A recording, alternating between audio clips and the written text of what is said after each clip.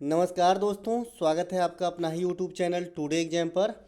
दोस्तों आज है आपका 17 मई 2023 और आज जो है एमटीएस का एग्ज़ाम था। सेकेंड शिफ्ट का भी एग्ज़ाम समाप्त हो गया है। सेकेंड शिफ्ट के एग्ज़ाम में जीके जीएस के सेक्शन से जो भी प्रश्न पूछे गए सभी 100% ओरिजिनल प्रश्नों के साथ उपलब्ध हो गया हूँ। दोस्तों जैसा कि आप जानते हैं, मैं ओरिजिनल प्रश्नों के साथ साथ एक्स्ट्रा फैक्ट भी देता हूँ जो आपके एग्जाम में हूबहू छप जाते हैं, क्योंकि मैं आपको point two point extra fact देता हूँ। ठीक है, जैसे हर बिंदु टू बिंदु जैसा एग्जाम में आपका आता है। तो चलिए शुरू करते हैं आज का ये वीडियो। देखिए कौन कौन सा प्रश्न पूछा गया था। देखिए कल फर्स्ट शिफ्ट में एक क्वेश्चन पूछा गया था कि साहित्य में नोबेल पुरस्कार 2022 किसे दिया गया था, है ना। साहित्य में 2022 में जो है नोबेल किसे दिया गया था लिटरेचर के अंदर।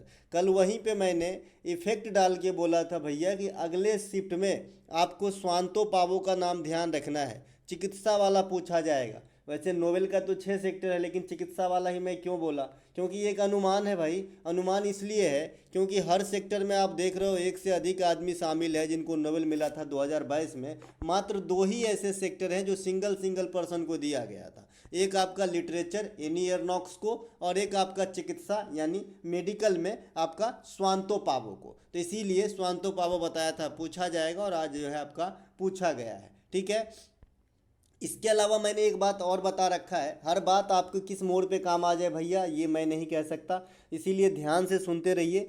एक बात मैंने और बता रखा है कि भाई नोबेल पुरस्कार जो है किसी एक सेक्टर में एक ईयर के लिए अधिकतम मैक्सिमम 3 आदमी को ही दिया जा सकता है। पता चले कब भी ये क्वेश्चन पूछ दिया गया है ना। इसके अलावा नोबेल पुरस्कार की शुरुआत जो है ये कब होती है, तो 1901 में होता है, 1901 में होता है आपको नोबेल पुरस्कार की शुरुआत। नोबेल पुरस्कार की शुरुआत जिस साल हुआ था उसी साल इंडिया में सबसे पहले तेल क्षेत्र की खोज हुई थी डिगबोई के अंदर 1901 में, जो असम के अंदर है। आपसे पूछा जाता है ना कि भाई भारत का पहला तेल क्षेत्र कौन सा है, तो डिगबोई है। कहाँ पे है, असम में है। तो कब खोदा गया, 1901 में, और नोबेल पुरस्कार की शुरुआत भी 1901 में ही हुआ था। इसके अलावा बाद में 1968 में जो है इकोनॉमिक्स को ऐड किया गया। इस प्रकार से पहले 5 क्षेत्र और फिर से इकोनॉमिक्स एक आ गया, तो टोटल 6 क्षेत्र। वर्तमान में 6 क्षेत्र में नोबेल पुरस्कार दी जाती है। नोबेल पुरस्कार प्राप्त करने वाले प्रथम भारतीय रविंद्रनाथ टैगोर साहब, 1913 में गीतांजलि राइट के लिए उन्हें दिया गया था। और ये भारत ही नहीं,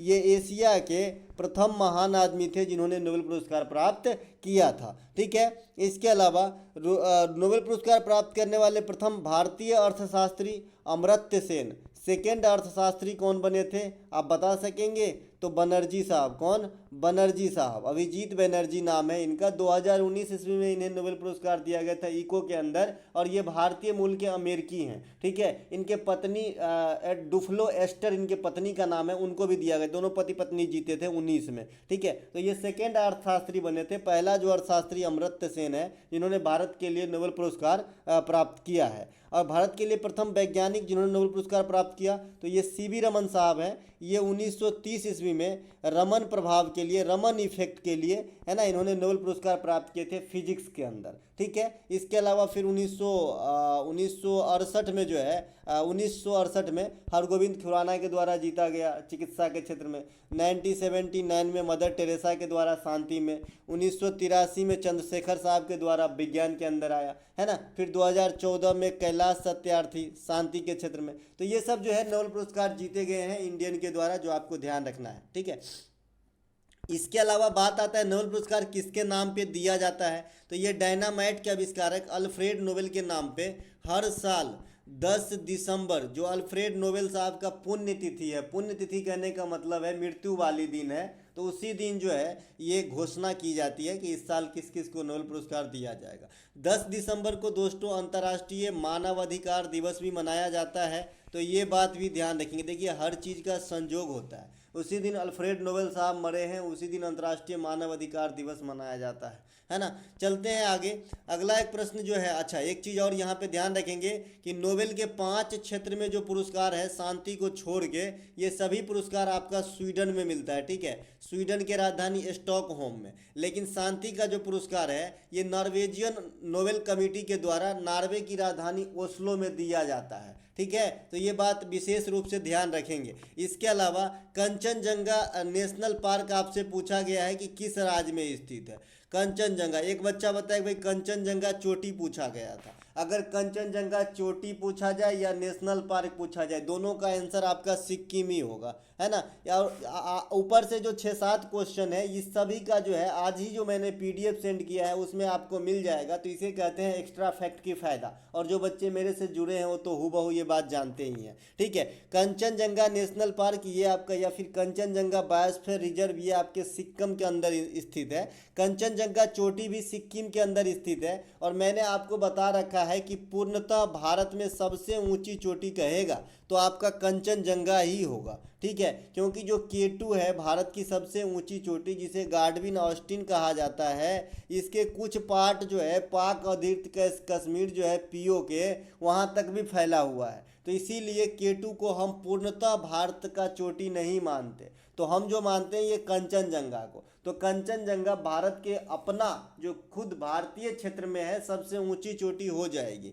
विश्व में सबसे ऊंची चोटी जो है ये एवरेस्ट है। एवरेस्ट से क्वेश्चन पूछा जाता है कि ये किसके नाम पे एवरेस्ट नाम रखा गया है, तो भारत के एक महान सर्वेक्षक सर जॉर्ज एवरेस्ट के नाम पे जो है इसका नाम माउंट एवरेस्ट रखा गया था। इसका जो नाम है नेपाल के अंदर सागरमाथा कहा जाता है और चुलुमलुंगा जो है तिब्बत के अंदर कहा जाता है। तो ये बात भी ध्यान रखेंगे। इसके अलावा एवरेस्ट जो है हिमालयन रेंज की चोटी है। और मैं बता दूं हिमालयन पर्वत जो है ये दुनिया में इस समय सबसे युवा पर्वत है, बलित पर्वत है, न्यू फोल्डेड माउंटेड का उदाहरण है, ठीक है। इसके अलावा कंचनजंगा समझिए, कंचनजंगा अगर इंडिया का पहला है तो विश्व में तीसरी सबसे ऊंची चोटी है। सबसे ऊंचा हो गया माउंट एवरेस्ट, है ना, दूसरा स्थान पे K2 और तीसरे स्थान पे स्वयं कंचनजंगा, ठीक है। इसके अलावा सिक्किम में सागा दावा त्यौहार मनाया जाता है, लोसांग त्यौहार मनाया जाता है। एक आपका लोसार त्यौहार है जो लद्दाख, अरुणाचल प्रदेश और हिमाचल प्रदेश में मनाया जाता है।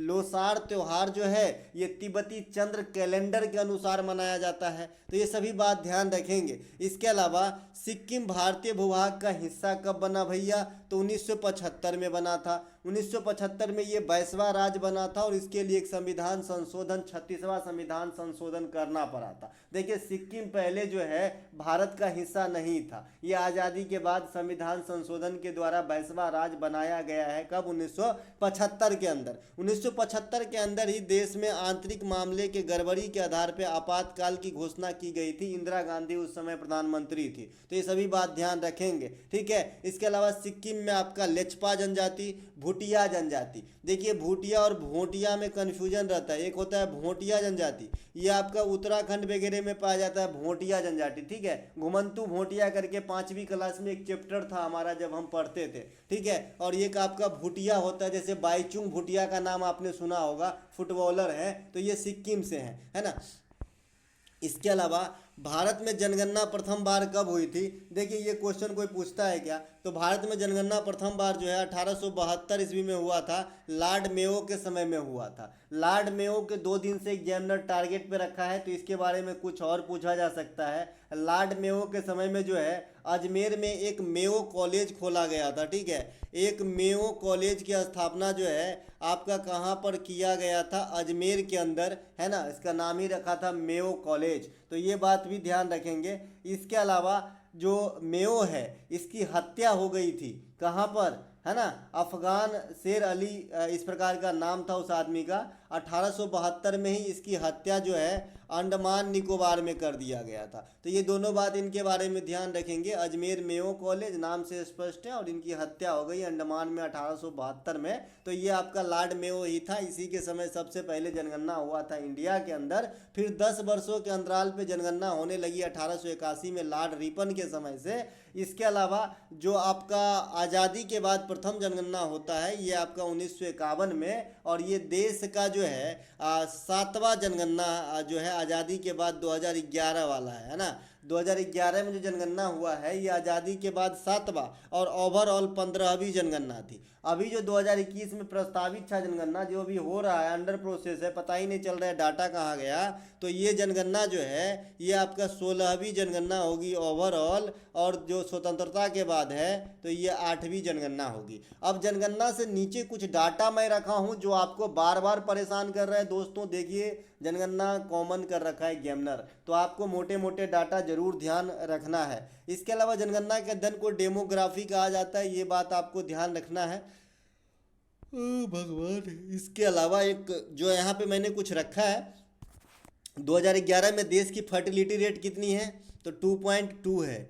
2001 में फर्टिलिटी रेट कितनी थी, 2.5 थी। फर्टिलिटी रेट मतलब है प्रजनन दर। इसके अलावा साक्षरता, जो साक्षरता नहीं, दशकीय वृद्धि, जो डिकेड में आपका वृद्धि आया था, है ना, तो ये आपका कितना था दशकीय वृद्धि, 17.64 जो है ये आपका 2011 में रहा है। लिटरेसी रेट की बात करें तो 74.4 जो है ओवरऑल लिटरेसी रेट रहा इंडिया का।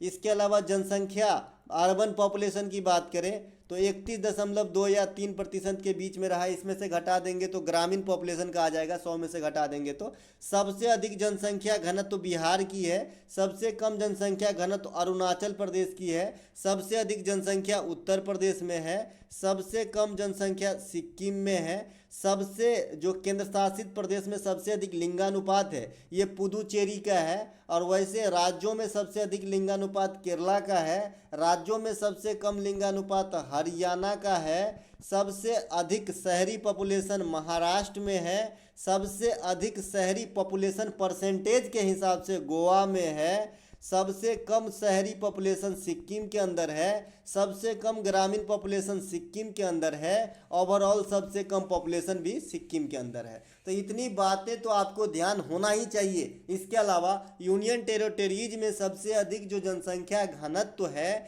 ये आपका दिल्ली के अंदर है, और देश में राज्य और केंद्र शासित प्रदेश दोनों को मिला के ओवरऑल भी पूछा जाए तो दिल्ली ही होगा, क्योंकि दिल्ली की जनसंख्या घनत्व 11,000 से भी अधिक है, और बिहार का कितना है 1143-44 के समथिंग है। तो उस लिहाज से आप समझ सकते हैं कि कितना 10 टाइम का फर्क है, और दिल्ली भाई हो क्यों ना महानगर है ना। इसके अलावा बास्केटबॉल में कितने खिलाड़ी होते हैं, मैंने अभी अभी आपसे कहा कि ऊपर का 6, 7, 8 क्वेश्चन जो है आज के पीडीएफ में आप खंगाल लीजिएगा, टेलीग्राम पे मैंने सवेरे 7:30 बजे पोस्ट करा था, ठीक है। बास्केटबॉल में जो है ये आपका 5 खिलाड़ी होता है एक पक्ष में। इसके अलावा वॉलीबॉल में 6 खिलाड़ी होते हैं, है ना, 6 खिलाड़ी। फुटबॉल, क्रिकेट और हॉकी ये तीनों ही खेल में 11 खिलाड़ी होते हैं। बेसबॉल में 9 खिलाड़ी होते हैं, जो अमेरिका का राष्ट्रीय खेल भी है बेसबॉल। कबड्डी में 7 खिलाड़ी होते हैं, कबड्डी में वैसे 12 होते हैं लेकिन 5 जो है इनएक्टिव या रेस्ट मोड में रहता है। पोलो में 4 खिलाड़ी, वाटर पोलो में 7 खिलाड़ी होता है। रग्बी फुटबॉल में दोस्तों 15 खिलाड़ी होता है। तो ध्यान जरूर रखें ये खेल के खिलाड़ियों से, है ना। इसके अलावा अन्नपूर्णा देवी का संबंध किससे है आपसे पूछ लिया गया है, तो अन्नपूर्णा देवी का संबंध, सबसे पहले तो अन्नपूर्णा देवी जो है ये आपका मतलब किससे संबंधित है ये तो पूछा ही गया। सबसे पहले अन्नपूर्णा देवी जो है एक चीज़ से संबंधित नहीं है, ये भी वर्सटाइल प्रवृत्ति के कलाकार रहे हैं, है ना, और ये कई जो है गुरु और शिष्य से भी जुड़े रहे अन्नपूर्णा देवी। तो अन्नपूर्णा देवी का संबंध वाद्य यंत्र से है। ऑप्शन में सितार दिया गया था तो फिर सितार राइट आंसर हो जाएगा, ठीक है। अगर ऑप्शन में सितार नहीं दिया था तो सुरहाबाद वाद्य यंत्र इस प्रकार का आपका ऑप्शन में दिया रहेगा होगा, ठीक है। सुरबहार वाद्य यंत्र, ठीक है, सुरबहार वाद्य यंत्र हो सकता है या फिर सितार हो सकता है अन्नपूर्णा देवी के लिए, ठीक है। अन्नपूर्णा देवी को 1977 में पद्म भूषण से सम्मानित किया गया भारत सरकार के द्वारा। अन्नपूर्णा देवी मैहर घराने से ताल्लुक़ रखते हैं, और अन्नपूर्णा देवी जो है ये कोई खान साहब हैं उनकी पुत्री होंगे।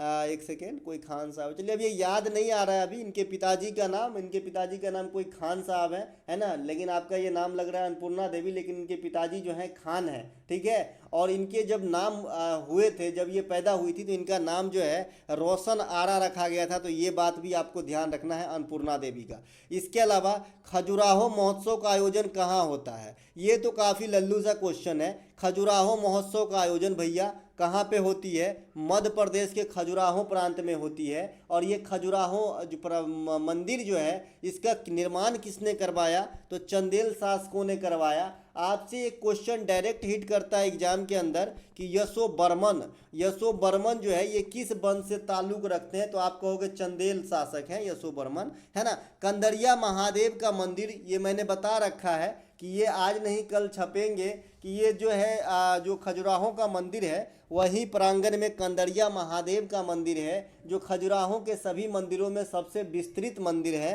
खजुराहो का मंदिर किस शैली में बना है? तो ये पंचायतन शैली के साथ साथ नागर शैली में बना है। नागर शैली की जो मंदिर होती है बेसिकली नॉर्थ इंडिया में बनाया जाता है। द्रविड़ शैली की मंदिर जो है साउथ इंडिया में देखने को मिलती है। साउथ इंडिया के मंदिर में जो होती है गोपुरम की भी व्यवस्था होती है, तो ये बात भी आपको ध्यान रखना है। मध्य प्रदेश में स्तूप भी है सांची का, जिसका निर्माण मौर्य सम्राट अशोक ने करवाया था। मध्य प्रदेश में भीमबेटका का गुफा है ना। इसके अलावा धुआंधार जलप्रपात है। धुआंधार जलप्रपात मध्य प्रदेश के जबलपुर में भेड़ा घाट के समीप नर्मदा नदी पर स्थित है। और इसका नाम धुआंधार इसलिए पड़ा है कि ये जो हाइट से गिरती है तो पानी जो है धुआं जैसे लगता है कि भाई जो धुनी होता है ना गांव घर में कोहरा लगा होता है उस प्रकार से व्हाइट चमकता रहता है, धुआं, इसीलिए इसका नाम धुआंधार जलप्रपात है। इंडिया की सबसे ऊंची जलप्रपात मैंने बता रखा है कूचिकल जलप्रपात हो गया है अब, जो बराही नदी में कर्नाटक पे स्थित है, कर्नाटक में बराही नदी पर स्थित है। इसके अलावा एक प्रश्न पूछा गया है हवा महल का निर्माण किसने करवाया है? देखिए हवा महल का निर्माण जो है राजा सवाई प्रताप सिंह ने करवाया है ना। कल पूछा गया था जयपुर शहर का निर्माण किसने करवाया है? तो राजा जय सिंह सेकेंड ने करवाया है।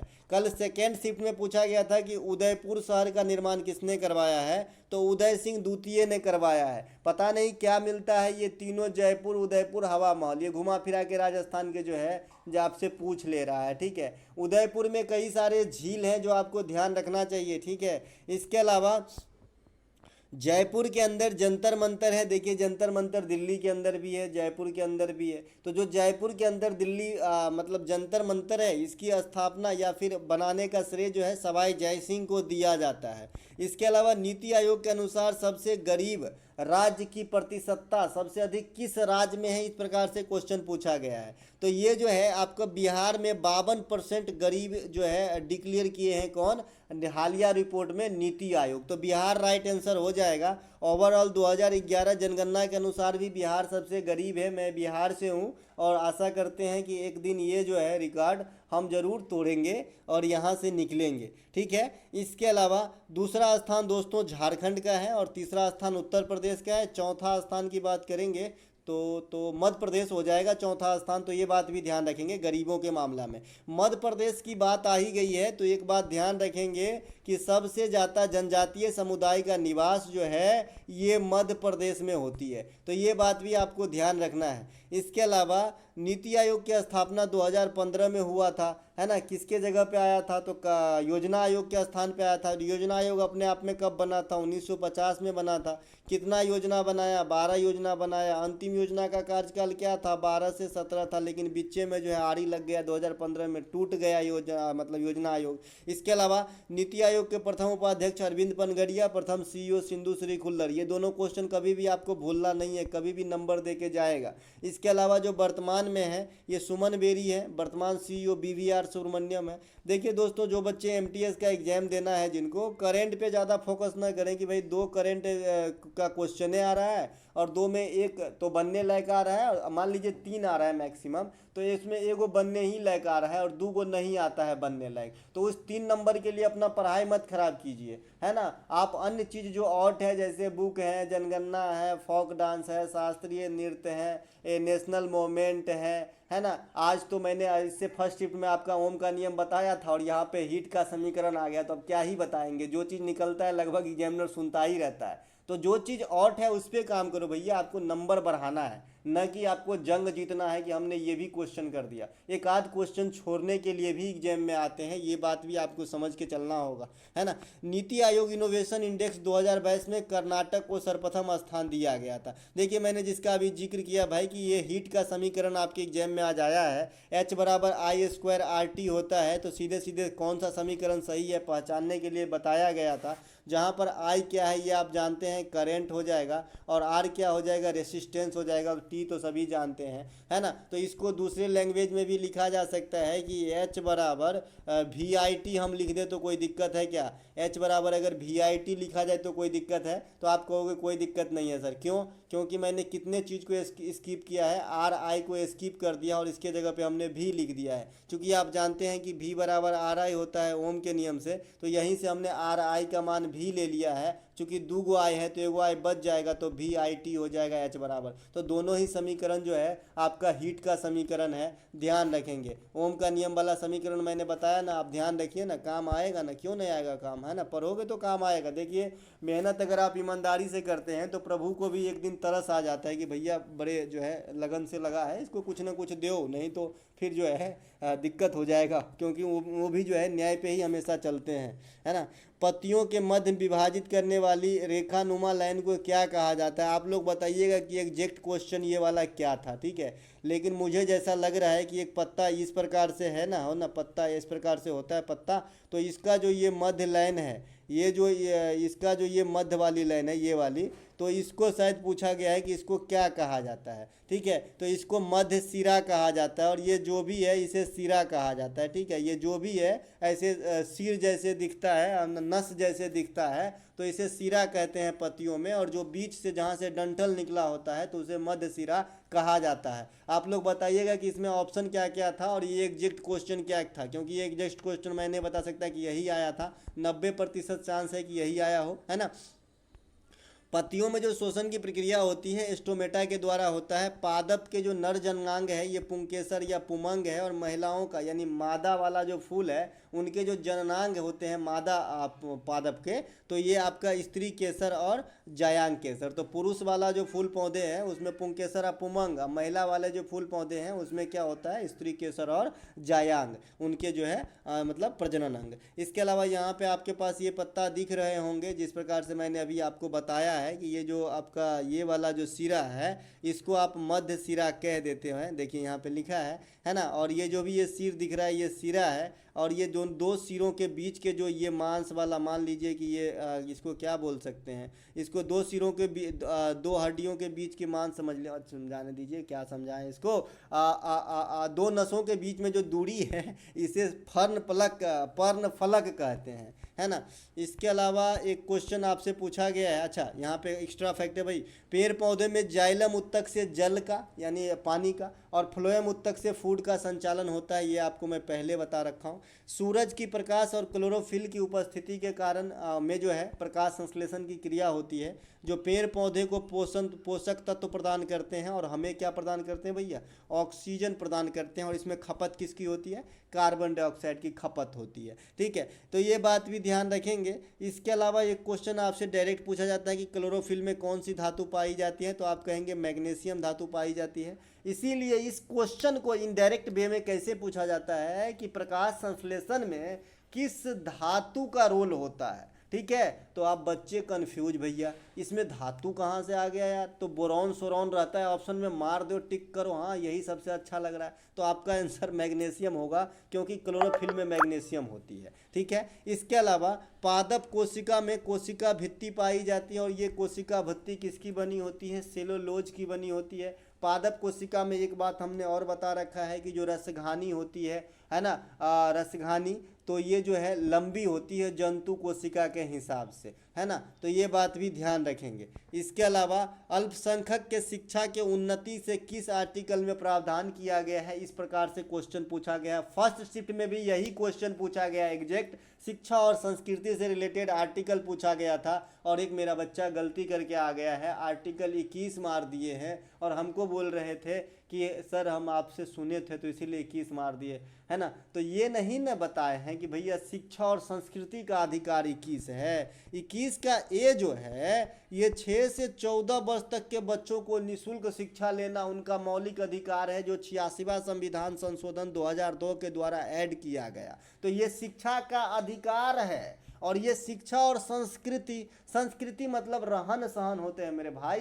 संस्कृत का मतलब यहाँ विषय वस्तु से नहीं है इस क्वेश्चन में। इस क्वेश्चन में मतलब है संस्कृत से कि भैया संस्कृति मतलब हमारा रहन सहन, हमारा परिवेश, है ना। तो जो अल्पसंख्यक हैं उनको शिक्षा और संस्कृति में जो मतलब विशेष अधिकार प्राप्त है, ये 29 और 30 आर्टिकल इसमें इंक्लूड है, ठीक है। तो यहाँ पे ऑप्शन में 29 दिया गया था तो 29 राइट आंसर हो जाएगा। वैसे 29 का एग्जैक्ट मीनिंग होता है कि कोई भी मान लीजिए कितनी भी बड़ी संस्था है, जैसे आईआईटी मद्रास ले लीजिए, आईआईटी बम्बई ले लीजिए, तो ऐसा नहीं है कि भैया आप अल्पसंख्यक हैं तो आपको जो है इसमें एडमिशन नहीं मिलेगा। ये उनका राइट है कि उनको भी एडमिशन मिलेगा। कोई भी धर्म, जाति, रंग, कलर, भेद, इस सब पे कोई भी जो है इनको मना नहीं कर सकता शैक्षणिक संस्थान में प्रवेश वगैरह लेने से। ये आर्टिकल 29 एग्जैक्ट आंसर कहता है, ठीक है। इसके अलावा जो मौलिक अधिकार के अंतर्गत कुछ और आर्टिकल हैं, 14 से 18 जो है समानता का अधिकार है, राइट टू इक्वलिटी है, 25 से 28 धार्मिक स्वतंत्रता है, 23-24 शोषण के विरुद्ध अधिकार है, जिसमें 24 जो है आपका बाल जो श्रम है उस पर रोक है, 23 जो है मानव तस्करी पे रोक है, 21 जो है निजता का अधिकार है। और फिर से बता रहा हूँ वो गलत करने वाले बच्चे सुन लीजिए थोड़ा सा। आप क्या हो गया, जिंदगी में एक बार गलत हो गया तो गलत से सीख ले लेना चाहिए, इसका मतलब आप जो है बड़े अच्छे कैडर के इंसान हैं, ठीक है। 21 का ये जो है ये 6 से 14 वर्ष तक के बच्चों को निःशुल्क शिक्षा देती है। शिक्षा संस्कृति जो अल्पसंख्यक हिस्से ये 29 और 30 इंक्लूड है ना।